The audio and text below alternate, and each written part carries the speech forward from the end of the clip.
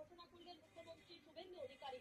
তার মধ্যে রয়েছে চালু কোনো সামাজিক প্রকল্প বন্ধ নয়, সীমান্তে কাঁটাতারের জন্য বিএসএফকে জমি হস্তান্তর। আজ থেকেই রাজ্যে কার্যকর আয়ুষ্মান ভারত। আজ থেকে রাজ্যে জনগণনার কাজ শুরু। সিআরপিসির বদলে আজ থেকেই কার্যকর বিএনএস। এছাড়াও চাকরির আবেদনের বয়সের ঊর্ধ্বসীমা 5 বছর বাড়ানো হলো। কেন্দ্রীয় প্রশিক্ষণ নিতে পারবেন আইপিএস আইপিএসরা। এবার থেকে রাজ্যে কার্যকর বিভিন্ন কেন্দ্রীয় প্রকল্প। নিহত বিজেপি কর্মীদের পরিবারকে সাহায্য করবে সরকার, এরকমই একাধিক গুরুত্বপূর্ণ ঘোষণা করলেন মুখ্যমন্ত্রী শুভেন্দু অধিকারী।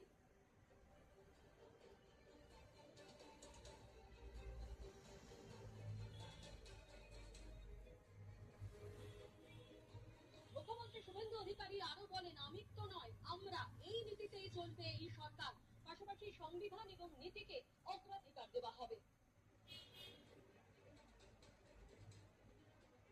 এই গভর্নমেন্ট আমিত্ব বিশ্বাস করে না, আমরা নীতিতে চলবে এবং রুলস অ্যাক্ট সংবিধান একে প্রায়োরিটি দিয়েই আমরা কাজ করব।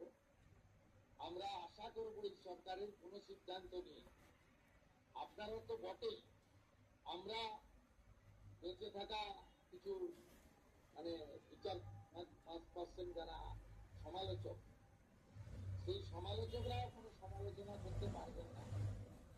এইরকম সুযোগ এই সরকার দেবে, ভরসা রাখতে পারে। এই জন্যই মাননীয় প্রধানমন্ত্রী বলেছেন, বিজেপি পশ্চিমবঙ্গ বলেছে, ভয় আউট ভরসা ইন। ভরসাটা আমাদের উপরে রাখুন, আমরা ঠিক পথে চলব। শ্রমিক ভট্টাচার্যের বাড়ি থেকে দলীয় কার্যালয় যান শুভেন্দু অধিকারী এবং সকাল থেকে যে ছবি দেখা যাচ্ছে, সেজে উঠেছে বিজেপির কার্যালয়। ফুল ও গাছকৌটো দিয়ে নতুন মুখ্যমন্ত্রীকে বরণ করেন বিজেপি কর্মীরা। সবাই আমাদের মহিলা সবাই একটু দাঁড়াতে করছেন।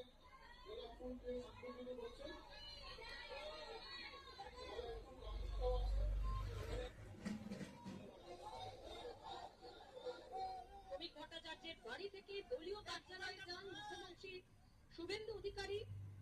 সকাল থেকে সেজে উঠেছে বিজেপি কার্যালয়। অন্যদিকে রাজ্য বিজেপির সভাপতি শ্রমিক ভট্টাচার্য তিনি বলেন, সরকার ও দলের মধ্যে সমন্বয় থাকবে। এটা বিজেপি সরকার নয়, এটা পশ্চিমবঙ্গ রাজ্য সরকার হবে।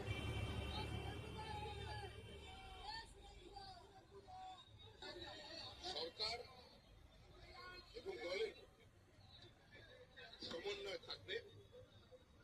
সরকার সরকারের মতো চলবে, পার্টির ম্যানিফেস্টো বা সংকল্প সেটা ইমপ্লিমেন্ট যাতে হয় তার জন্য সরকারের সঙ্গে যোগাযোগ রাখবে।